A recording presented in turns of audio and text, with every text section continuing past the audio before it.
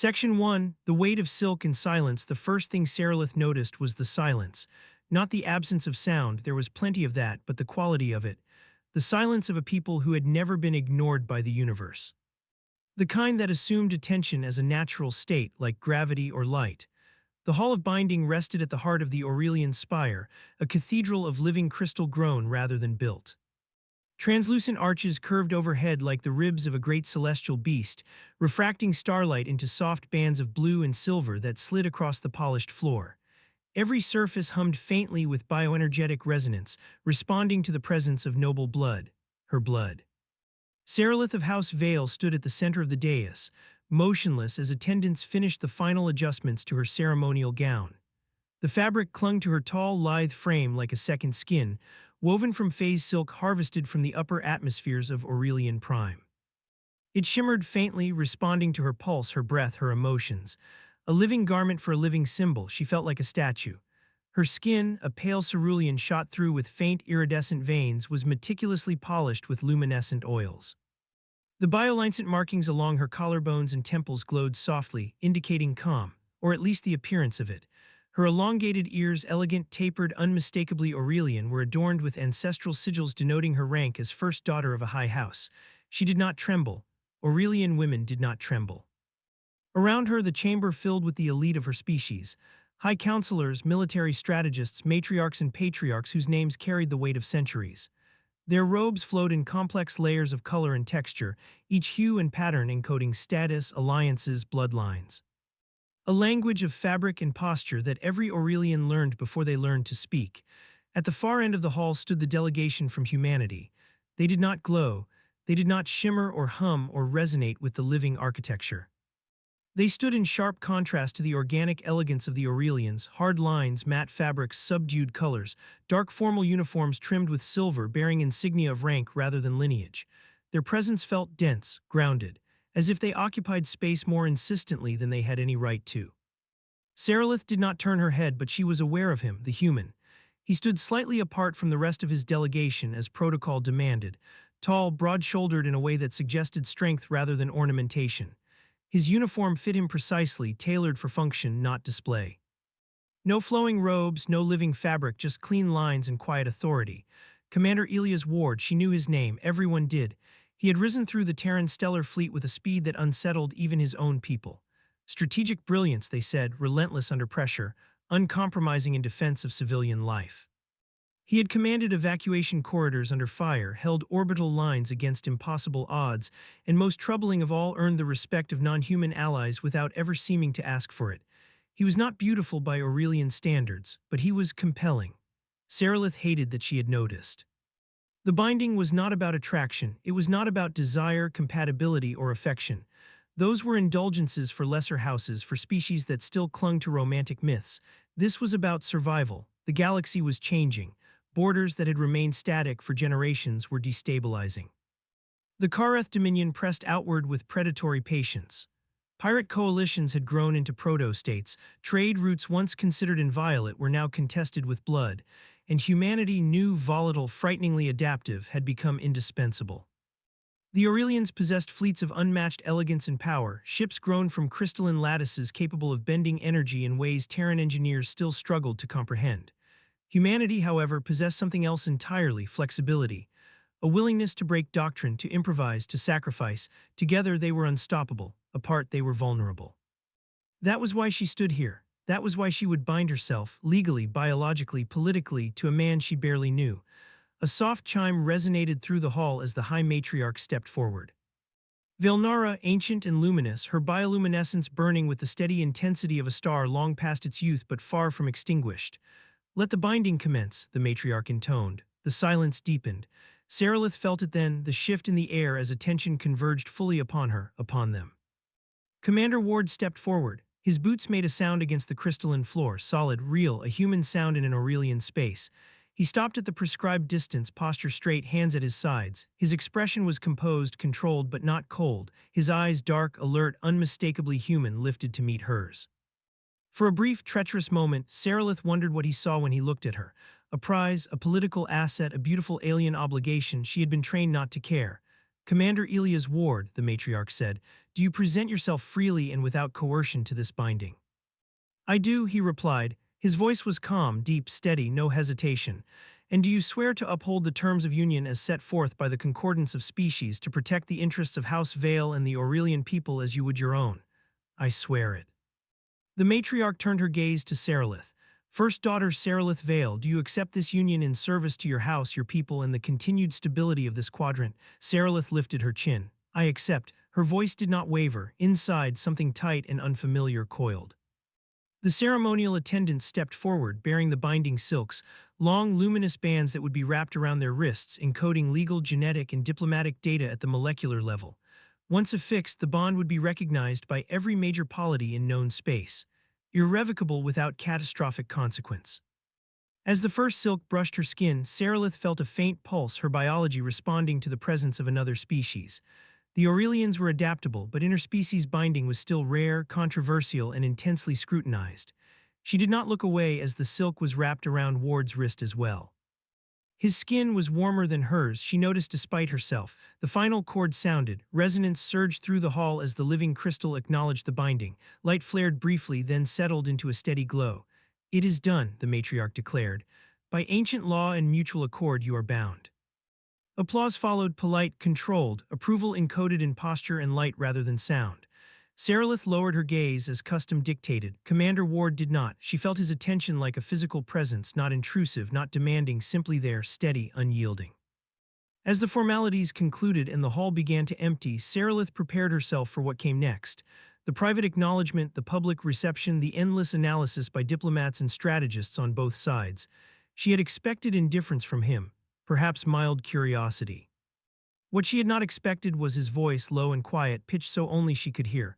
For what it's worth, he said, I know this isn't easy. She looked up sharply, human eyes met hers, no triumph, no smugness, no illusion of ownership, just sincerity. Serelith straightened, every instinct screaming caution. You presume much, Commander, she replied coolly. Maybe, he said, but not that. He inclined his head, a human gesture, not Aurelian, but respectful all the same. I won't pretend this is anything it's not, he continued, but I intend to honor it. And you, then he stepped back, giving her space, agency. It unsettled her far more than arrogance would have. As they turned to leave the hall together, bound by law, watched by history, Serelith felt the first fracture in the certainty she had carried her entire life. And she did not yet know whether it was a threat or a beginning. Section 2, Terms, Conditions, and the Shape of a Stranger. The private chambers allocated to a newly bound pair were positioned high within the Aurelian spire, where the living crystal walls thinned into translucent panels that revealed the curve of the planet below. From this altitude, Aurelian Prime appeared serene, vast oceans of sapphire broken by archipelagos of luminous cities, their light networks pulsing gently like bioluminescent reefs.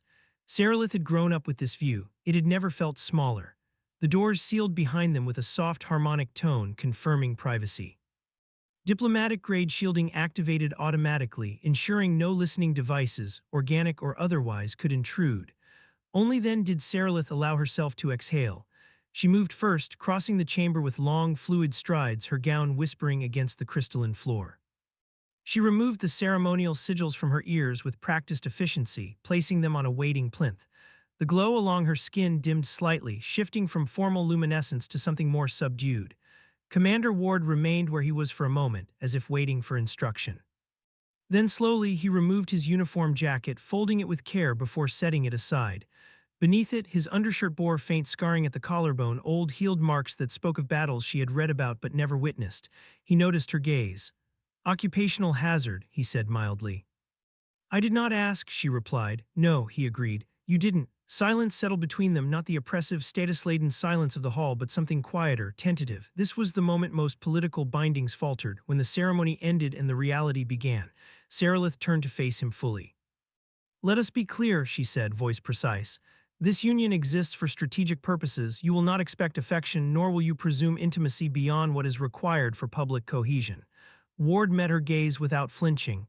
I don't expect anything you don't choose to give, he said. That includes trust. Her ears twitched, a subtle sign of surprise she did not bother to hide. You speak as if you understand Aurelian customs. I've studied them, he replied, extensively. Study is not understanding. No, he agreed again, but it's a start. Sarilith folded her arms, the motion drawing attention to the faint glow along her forearms where the binding silks had integrated beneath her skin. The terms of cohabitation will be minimal, she continued. Separate sleeping quarters, public appearances coordinated through my office, physical contact limited to what optics require. Ward nodded. That's acceptable. No argument, no attempt to negotiate. It irritated her more than resistance would have. And she added, watching him closely, Aurelian law does not require consummation unless succession is invoked. It will not be. I'm aware, he said. Then after a brief pause, if that ever changes, it will be your decision. There it was again, choice. Sarilith felt something tighten in her chest, a sensation she ruthlessly categorized as irritation. Very well, she said, then we are agreed. We are. Another pause. Is there anything else? She asked coolly. Ward hesitated, just slightly. Yes, he said. One thing. She braced herself. I want you to know, he continued, that whatever my superiors expect from this alliance, I won't use you as leverage, not with your family, not with your people. That is naive, she said sharply. Leverage is the purpose of this binding. Strategically, he conceded, not personally. She studied him then, really studied him. The lines of his face spoke of responsibility rather than indulgence. His posture, relaxed but ready, suggested a man accustomed to danger, not ceremony. You are either remarkably principled, she said, or dangerously foolish. Probably both, he said. A faint smile touched his mouth. It did not linger. I should report to Fleet Command. The Kareth situation is evolving. Of course it was. Go, she said. We will coordinate schedules later. He inclined his head again, not quite a bow, but something close enough to be respectful without imitation. As the doors opened for him, Sarilith spoke without thinking.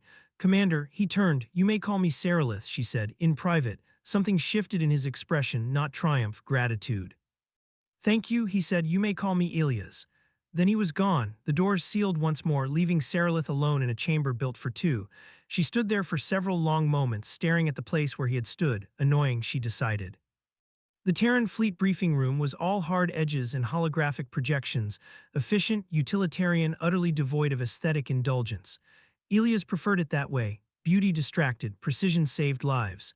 The image of Aurelian Prime rotated slowly above the central table, overlaid with shifting tactical markers. The Kareth have repositioned 3 battle groups along the Perseus corridor, Admiral Reyes said, her voice crisp. They're probing response times, testing coordination. They're not ready to commit, Elias said. Not yet, Reyes nodded, agreed, but they're watching us, watching the Aurelians. Which is why this alliance matters, Elias said, and why your marriage, Reyes said carefully, is more than symbolic. Elias met her gaze evenly. I know. You're certain you can manage the personal dimension, she asked. No complications. He thought of cerulean skin, luminous eyes, and a voice that cut like crystal. Yes, he said, I can manage. Reyes studied him for a moment, then nodded. Good, because if this works, Ward, if we present a unified front, the Kareth will think twice. And if it does. Reyes' expression hardened. Then we fight.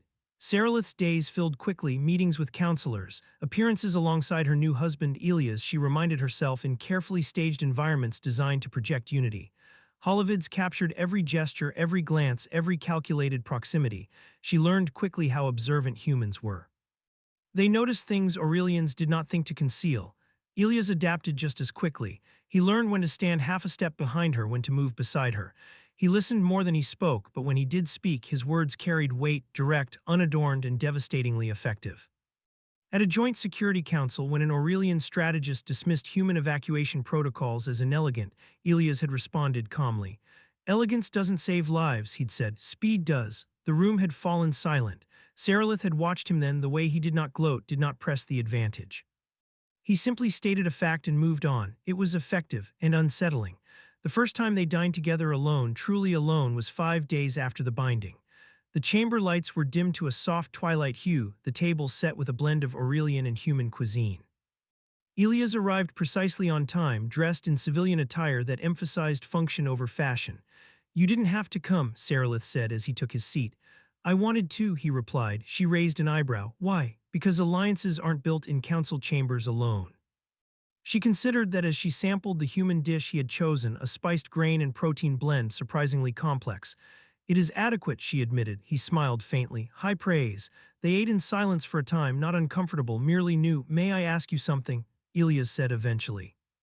You may ask, she replied. I may not answer. Fair enough. He hesitated. Do you resent this? The question caught her off guard. Resentment is inefficient, she said automatically. That wasn't an answer. She set down her utensil, fingers resting lightly against the table's edge. I resent, she said slowly, that my worth was measured in what I could secure rather than who I am. Elias nodded. I understand that more than you might think. You are a decorated commander, she said. Your worth is evident. So is yours, he replied quietly. Even without this, her breath caught before she could stop it. For a moment, just a moment, the calculated distance between them felt smaller, then her composure snapped back into place. This changes nothing, she said. No, he agreed, it does.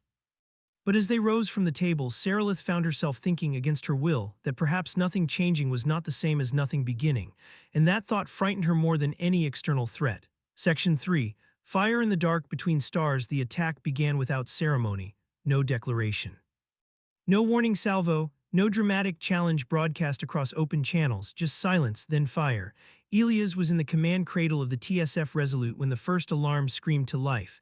The tactical display flared crimson as Kareth signatures erupted from fold space at point-blank range along the Perseus corridor. Contacts. Multiple vectors, shields to full, civilian convoy Delta 7 is still inside the exclusion zone. Elias didn't raise his voice. All ships execute pattern Helios, he ordered. Interpose immediately, civilians take priority, weapons hot but hold until I say otherwise. The bridge moved as one. This was the difference, the thing Aurelians still struggled to fully grasp. Human crews did not wait for perfect information. They did not require layered consensus. They trusted the chain of command and acted. Kareth warforms surged forward, jagged, asymmetrical hulls bristling with weapon nodules grown rather than built. Their ships were not elegant, they were predatory, designed to terrify as much as destroy. The first plasma lance carved through empty space where a Terran transport had been seconds earlier. Close call, someone muttered. Too close, Elias replied, push forward. The Resolute surged ahead, shields flaring as it placed itself directly between the Kareth vanguard and the civilian line. Other Terran vessels followed suit, forming a living wall of steel and energy. And then, at last, the Aurelians arrived. Their ships emerged in precise formation, crystalline hulls refracting weapon fire into dazzling cascades of light. Energy bent around them, shields harmonizing with the vacuum itself. Beautiful and late, Elias swallowed his frustration and opened a channel. Aurelian Task Group 1, this is Terran Fleet Commander Ward, civilian evacuation underway. We need you to flank the Kareth advance now. There was a pause too long, then Commander Ward, came the measured voice of High Strategist Lyreth. Your positioning disrupts our optimal engagement geometry. Elias stared at the tactical display as another civilian transport took a glancing hit, alarms flaring as hull integrity dropped. People are dying while you calculate geometry, he snapped. Adapt, silence, then the Aurelians moved. Their ships broke formation, imperfectly, reluctantly, and swung wide, unleashing coordinated energy shears that carved through the Kareth flank. Two enemy vessels ruptured in spectacular bursts of violet fire. The battle devolved into chaos. Elias fought it like he fought everything: forward, aggressive, protective. He pushed his ships into harm's way again and again, buying time, bleeding shields, taking hits that would have shattered less disciplined crews. At one point, the Resolute's shields collapsed entirely. Hull breach on Deck 7, medical teams en route. Commander, hold the line, Elias said. We do not break, and they didn't. Sarilith felt the battle before she saw it. The Aurelian Council chamber thrummed with tension, its living walls responding to the psychic undercurrent of collective fear. Tactical projections filled the air, translating distant destruction into elegant abstractions. She stood among strategists and matriarchs, hands clasped behind her back, posture flawless. Inside, she was anything but. Terran casualties are mounting, a counselor said. They are overextending. They are shielding our civilians, Sarilith replied sharply. Several heads turned. The humans are taking disproportionate losses, another voice said. This is inefficient, Sarilith's eyes burned. They are choosing to, she said. There is a difference. The display shifted, highlighting the Resolute, its shield signature flickering dangerously. Her chest tightened. Commander Ward has placed himself at the forward edge of the engagement, High Strategist Lyreth said, a bold move. Possibly reckless, Sarilith rounded on him. Reckless would be abandoning those who cannot fight back, she said. He is buying time, the least we can do is not squander it. A ripple of unease moved through the chamber. Are you suggesting we alter doctrine further? Lyreth asked. I am suggesting, Sarilith said coldly, that doctrine which fails under reality is not doctrine, it is vanity. The chamber went silent, then the matriarch spoke. First daughter Vale speaks with the authority of her house, Vilnara said. Adjust your formation, support the Terran advance. The Aurelians obeyed. As the battle turned, Sarilith watched the Resolute take another hit, this one severe. The projection showed emergency bulkhead sealing, atmosphere venting, her hand clenched. Elias felt the impact like a hammer blow. The deck lurched violently, throwing him against the command cradle as warning klaxons screamed. The lights dimmed, then stabilized at emergency levels. Report, he barked. Multiple breaches sealed, casualties on 7 and 8, engines still responding. A Karath cruiser loomed ahead, its weapon nodules charging. Target that ship, Elias ordered. All batteries now. The Resolute's remaining guns fired in a desperate volley, tearing through the enemy hull at point-blank range. The Karath ship ruptured, its core destabilizing in a violent cascade. The shockwave slammed into the Resolute. Something failed catastrophically. Pain exploded through Elias' body as the command cradle's restraints snapped under the force. He hit the deck hard, breath driven from his lungs. Commander down, someone shouted. Elias tried to move. His right side screamed in protest, sharp and wet. His blood floated in shimmering droplets before emergency gravity reasserted itself. I'm fine, he lied. Get me back up. Hands hauled him upright, pressed him into a backup chair. Sir, you're injured. People are still out there, he growled. Do your jobs. The battle blurred. When it finally ended, when the Karath withdrew, their probing attack blunted by an alliance that had learned painfully to fight together, Elias barely registered it. He was too busy staying conscious. Sarilith received the casualty report in silence. Commander Elias Ward, critical injuries, stabilized in surgery. The chamber dissolved around her. She did not remember leaving, did not remember issuing orders or responding to concerned voices. She remembered only the sick, hollow feeling in her core as she moved through corridors that suddenly felt too long, too fragile. The medical wing was a stark contrast to the living elegance of the spire. Sterile, bright, human technology interwoven with Aurelian biomedical systems in an uneasy truce. She arrived just as the doors to the surgical suite sealed. A human medic stopped her. Restricted area, ma'am. I am his bond, Sarilith said. Her voice did not tremble, and I will wait. The medic hesitated, then nodded. Right this way. The waiting chamber was quiet, too quiet. Sarilith sat, hands folded in her lap, staring at nothing. Her bioluminescence flickered erratically, betraying what she would not allow her face to show. This was not part of the arrangement. She had accepted inconvenience, political risk, public scrutiny. She had not anticipated this. Hours passed. When the doors finally opened, a surgeon emerged, human, tired, spattered with traces of both red and cerulean blood. He'll live, the surgeon said. Something inside Sarilith loosened abruptly, painfully. But the surgeon continued. He pushed himself too hard. He was warned, recovery will take time. I will see him, Sarilith said. The surgeon nodded and stepped aside. Elias lay pale against the white of the medical bed, chest rising and falling steadily. Tubes and monitors surrounded him, translating his stubborn persistence into data streams. He looked smaller. Stripped of command authority, of motion, of relentless forward momentum. Human, Sarilith approached slowly. She did not touch him, not yet. You were supposed to be an asset, she said softly, a variable in an equation. Her voice cracked just slightly. You had no right to make yourself this. Elias stirred faintly, brow furrowing as if he heard her. She reached out then, fingers hovering just above his hand before settling gently against his skin. Warm, real. You are infuriating, she whispered, and reckless and entirely unsuited to Aurelian's strategic models. Her glow steadied, softening. And yet, she admitted to the quiet room, you did exactly what you said you would. She stayed there long after visiting hours ended, long after the chamber lights dimmed. Long after she could no longer deny that this alliance, this man had already altered her in ways no treaty ever could. Section 4. What is owed, what is chosen. Elias woke to light. Not the harsh glare of a battlefield alert or the sterile brilliance of a Terran medbay, but something softer, diffused, refracted, alive. It took several seconds for his senses to orient, pain blooming in slow, insistent waves across his ribs and shoulder. He exhaled carefully, still breathing, good sign. He turned his head a fraction and immediately regretted it. Muscles protested. Something tugged at his arm, an IV line, he realized dimly. The faint hum of Aurelian biomonitors filled the air, their tone less mechanical than Terran equivalents, almost melodic. This wasn't a ship. Memory returned in pieces, alarms, impact, blood floating like rubies in zero-G, voices shouting his name. And then Sarilith. He hadn't imagined her, had he? You're awake. Her voice was real, calm, controlled, and unmistakably close. Elias shifted his eyes rather than his head. She stood beside the bed, posture perfect even in repose, her hands clasped loosely in front of her. She had changed from formal attire into something simpler, a flowing garment of muted blue that softened the sharp authority she usually carried. Her bioluminescence was low, steady, intimate. How long? He asked, his voice rough. 2 rotation cycles, she replied. Human time approximately 36 hours. Damn, he muttered. Reyes is going to be pissed. The corner of Saralith's mouth twitched despite herself. You are not currently cleared for command concerns, she said. Nor for humor, according to your physicians. I'll take my chances. She studied him for a long moment, eyes luminous and unreadable.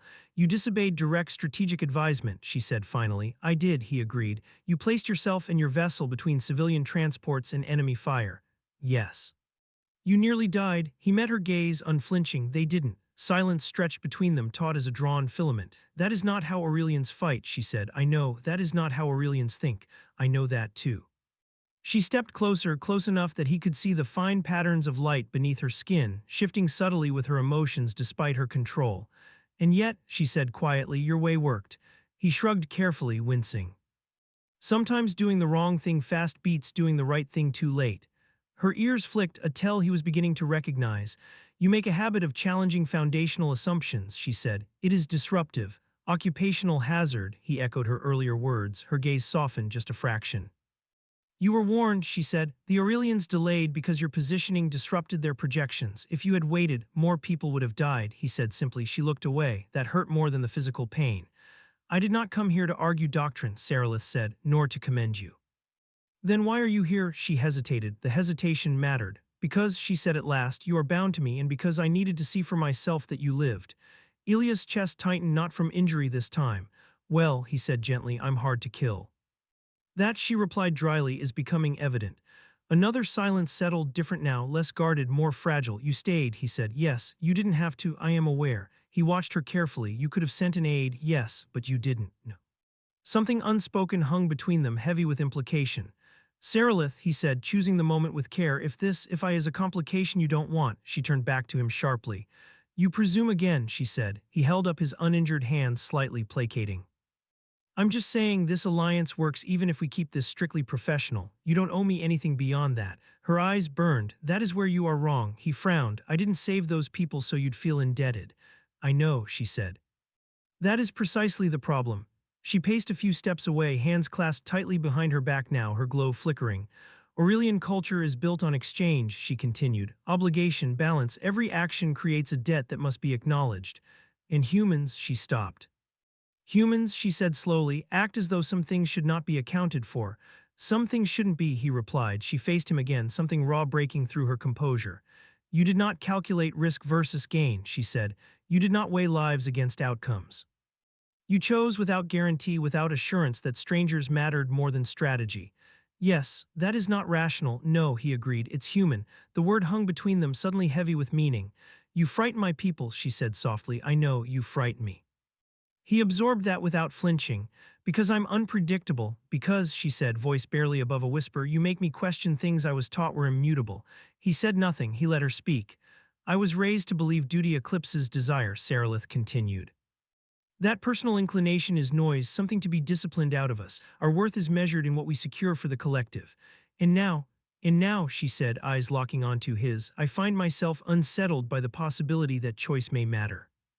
Ilia's heart hammered painfully against his ribs. That's not a weakness, he said. It's a risk. She gave a humorless laugh. In my culture, those are often the same.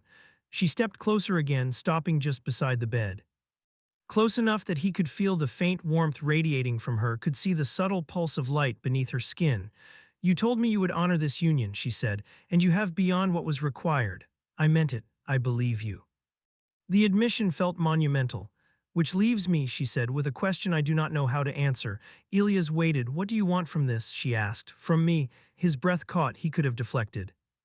Could have retreated into professionalism, into the safe neutrality of command and obligation. He didn't. I want honesty, he said. I want partnership, not because it's strategic, but because it works better when people trust each other.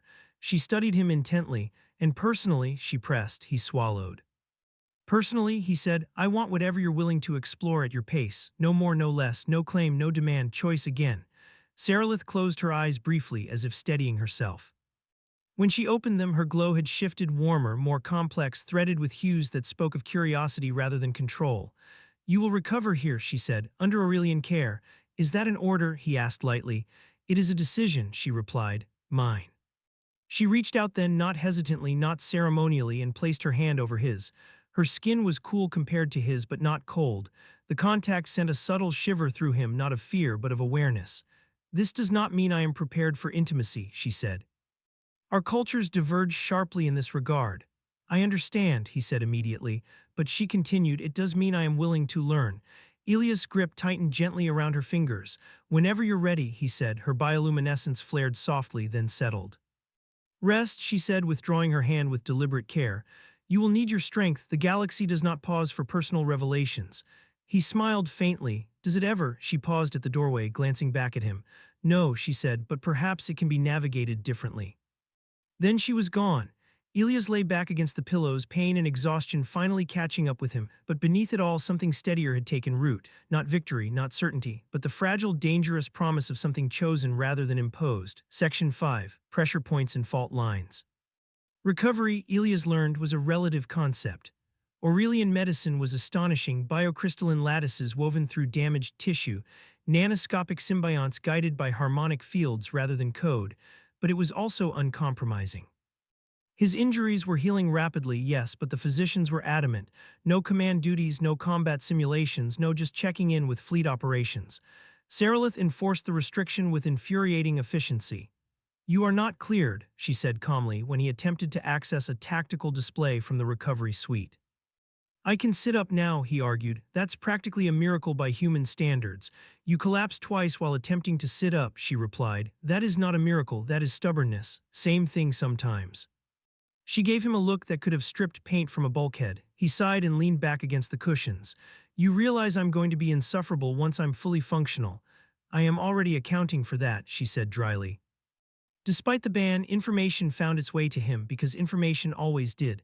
The Karath had withdrawn after the failed probe, but intelligence suggested consolidation rather than retreat.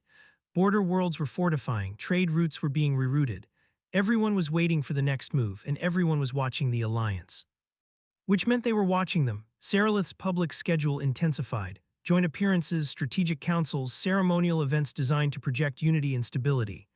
Elias accompanied her to as many as his physicians allowed, his presence carefully curated, standing at her side, speaking when appropriate, silent when not. He learned quickly that Aurelians communicated far more in what they didn't say. A slight tilt of the head, the timing of a pause, the color shift of bioluminescent markings along the throat or temples. Saralith, for her part, learned that humans noticed everything. Not just words and gestures, but patterns of behavior, inconsistencies in tone, the subtle tells of stress or deceit. Elias would murmur quiet observations to her during receptions, pointing out which counselor avoided eye contact, which envoy lingered too long near security access points. "You red people like terrain," she observed once. "People are terrain," he replied. "They have high ground, blind spots, predictable routes." She considered that. It is a disturbingly effective perspective. The first real fracture came 3 weeks after the battle. It began with a summons. Saralith was called before the High Matriarch in the inner circle, a closed session, no aides, no observers. Elias was explicitly excluded. "You will wait," Saralith told him before she left, her voice firm but not unkind. "I'm good at that," he said lightly. She did not smile. The council chamber was smaller than the grand hall, its walls grown thick and opaque to block all external light. The atmosphere was heavy with expectation. "First daughter Vale," the matriarch began, "your conduct since the binding has been noteworthy." Saralith inclined her head.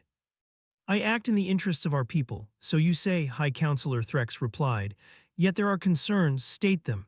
Threx's eyes flicked to the matriarch, then back to Saralith. "You are accommodating the human influence to an unprecedented degree," he said. "Your advocacy during the Perseus engagement, your insistence on doctrinal flexibility, your proximity to Commander Ward." "He is my bond," Saralith said coolly. "Proximity is expected." "Professional proximity," Threx countered, "not personal alignment." The matriarch's gaze sharpened. "Do you dispute," Vilnara asked, "that Commander Ward has altered your strategic perspectives?"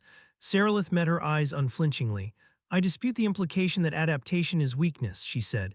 "Our doctrine failed to account for variables the humans navigated instinctively. Ignoring that would be inefficient." A murmur rippled through the chamber.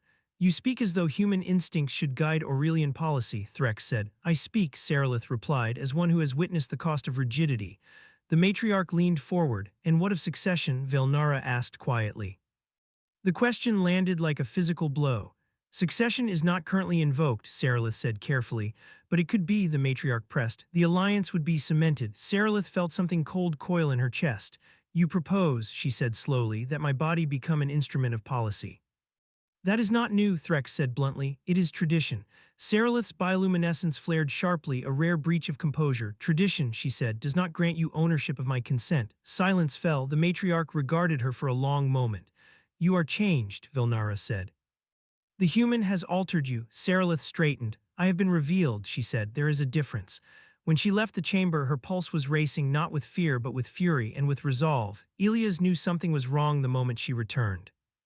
Her posture was impeccable, her expression controlled, but the light beneath her skin was wrong, too bright, too sharp. They want succession, she said without preamble. He went still.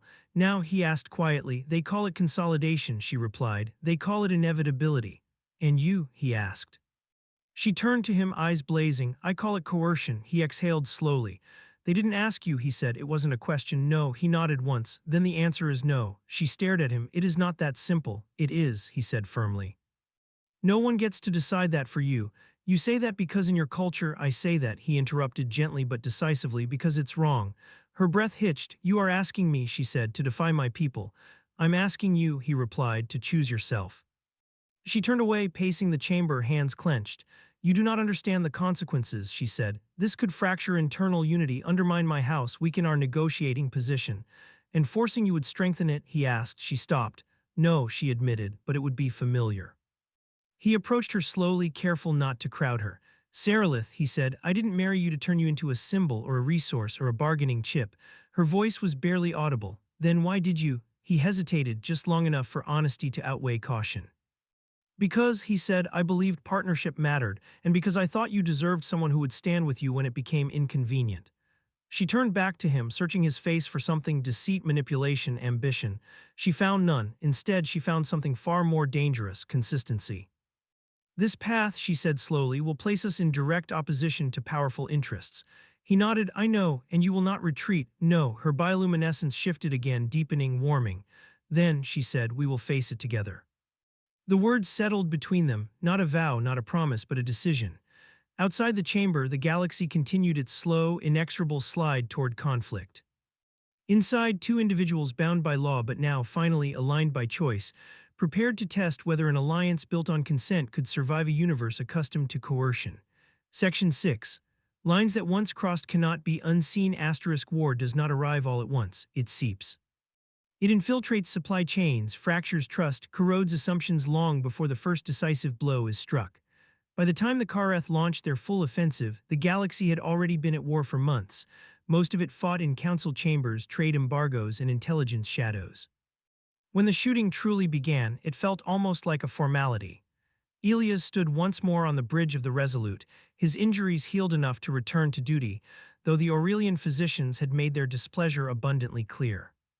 His movements were a fraction more careful than before, his endurance not quite what it had been, but his mind was sharp, honed by weeks of enforced observation. Saralith stood beside him, not as a ceremonial presence, not as a symbol, as a strategist.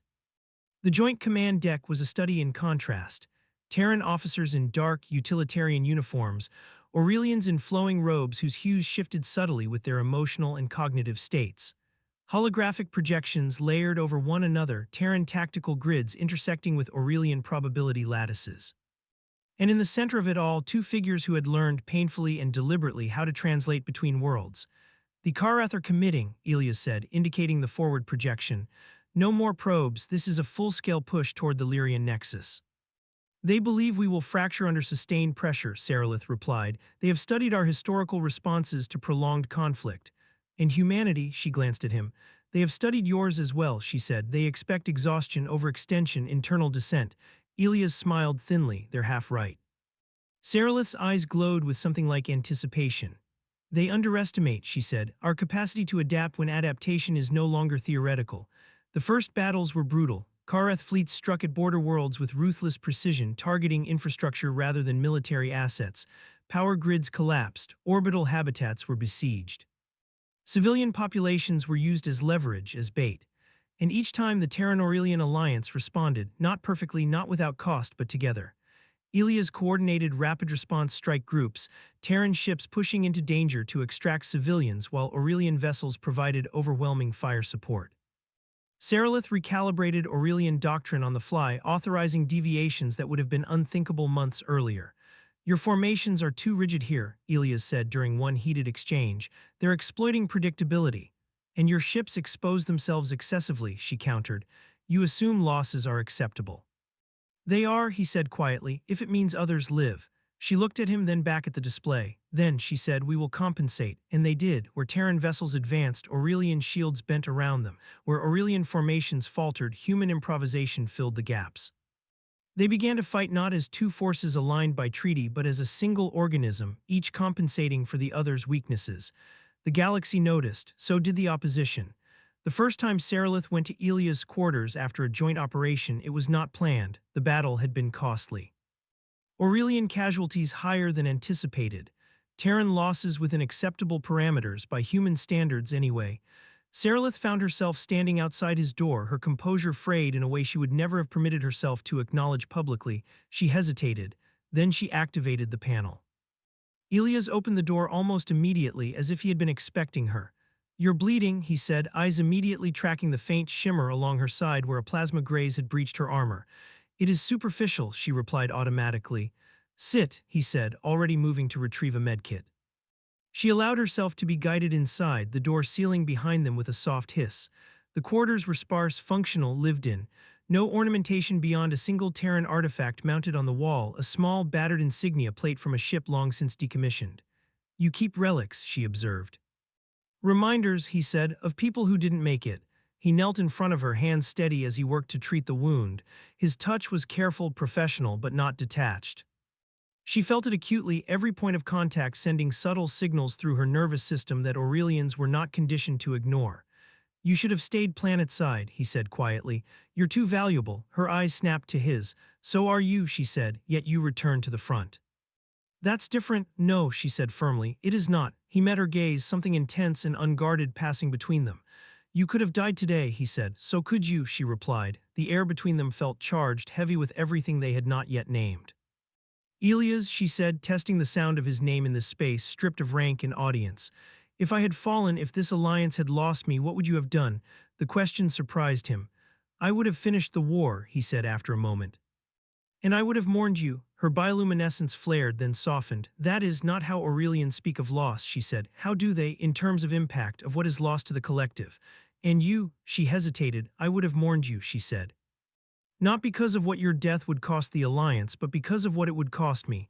The admission felt like stepping off a precipice. Elia's hand stilled against her side. That, he said quietly, is dangerous. Yes, she agreed. And I find that I no longer wish to avoid it. She reached out, not ceremonially, not cautiously, and placed her hand against his chest, felt the steady, powerful rhythm of his heart beneath her palm. I do not yet understand human intimacy, she said. Our physiologies, our instincts, they diverge. We don't have to rush, he said immediately. I am not rushing, she replied. I am choosing. His breath caught. They moved together slowly, deliberately, as if navigating unexplored terrain. Every touch was a question, every response an answer. When they finally came together, it was not hurried or performative. It was exploratory, two beings learning the contours of difference and compatibility, adjusting, communicating, adapting. It was, Seralith realized dimly, a continuation of the same pattern that defined their alliance. Not conquest, collaboration. Afterward, they lay together in the dim light of the quarters, the distant hum of the ship a reminder that the war had not paused for them, but something fundamental had shifted nonetheless. You know, Elias said softly, this makes things more complicated. Seralith traced a faintly glowing pattern along his arm, watching the light reflect off his skin. Yes, she said, but complexity, I am learning, is not inherently undesirable. The backlash was swift. Word of Seralith's increased presence on the front lines and her visible alignment with Terran command spread quickly through Aurelian society. Whispers of impropriety, of undue influence, of cultural erosion rippled through the houses. The inner circle convened again. This time, Seralith did not attend alone. Elias stood beside her, unarmed but unbowed. You overstep, High Counselor Threx said coldly. This is an internal matter. It stopped being internal when you bound your future to ours, Elias replied evenly. Seralith felt a surge of something fierce and unfamiliar at his side.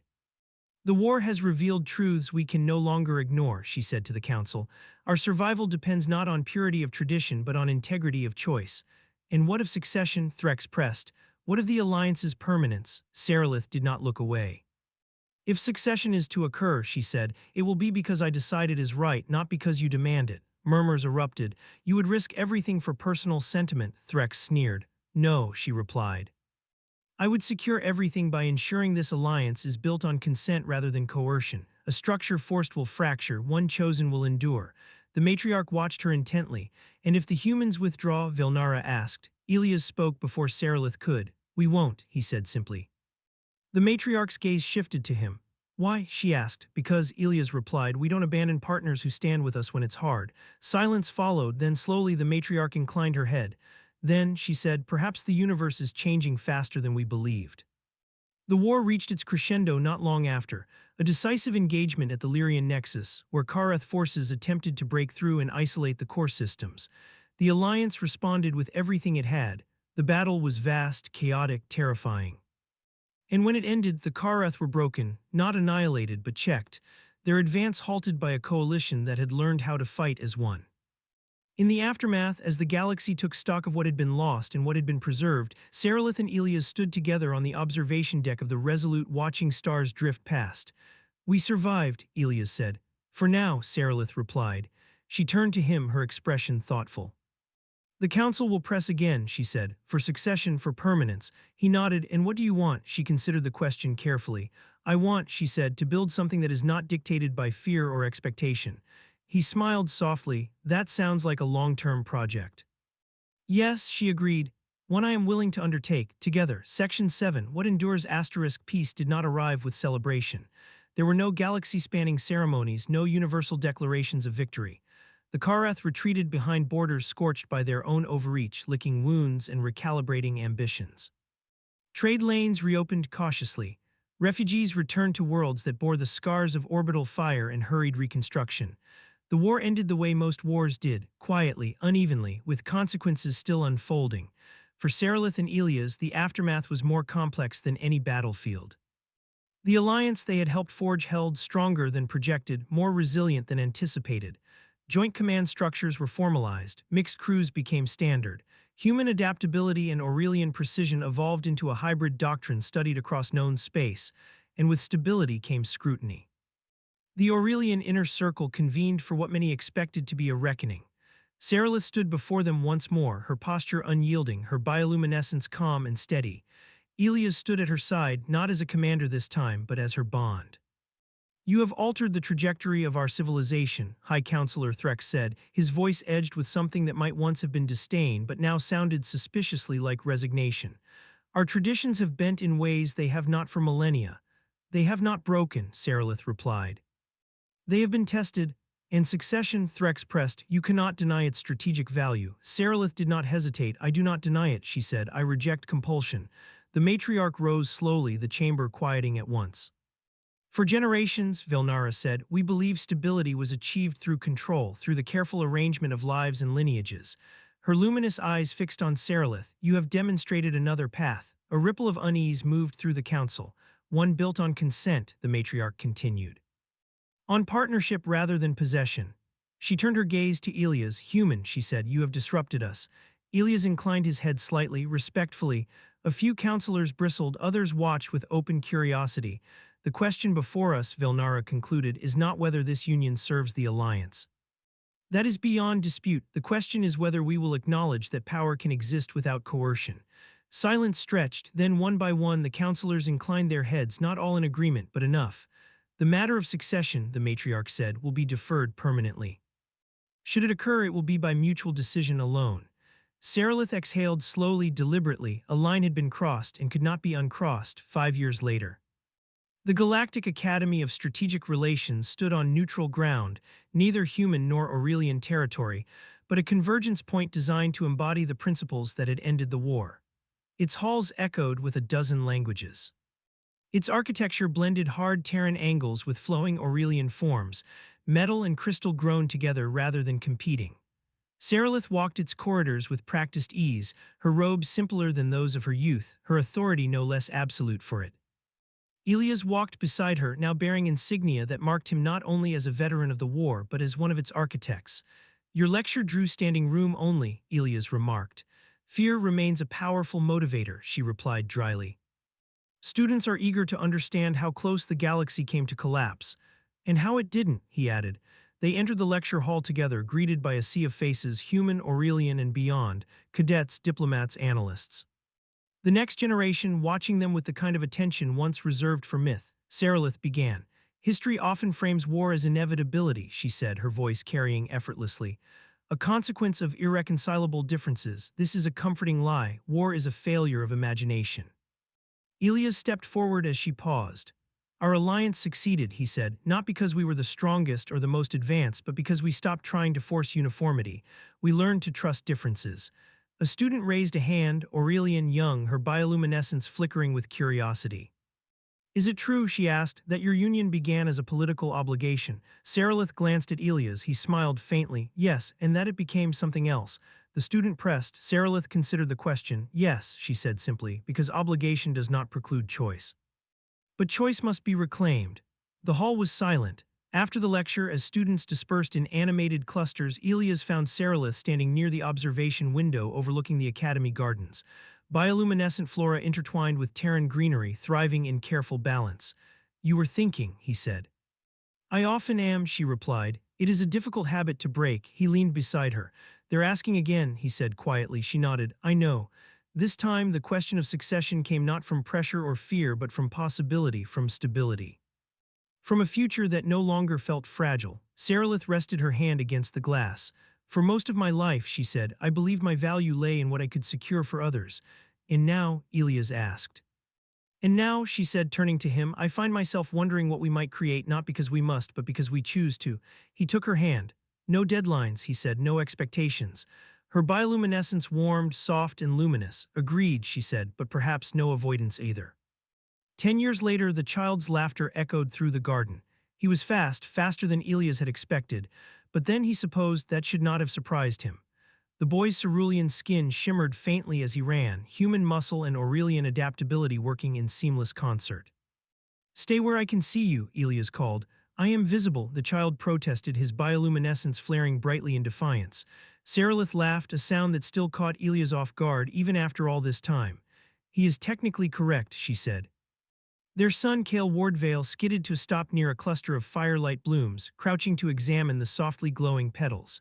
His eyes, a striking blend of human depth and Aurelian luminosity, shone with unfiltered curiosity.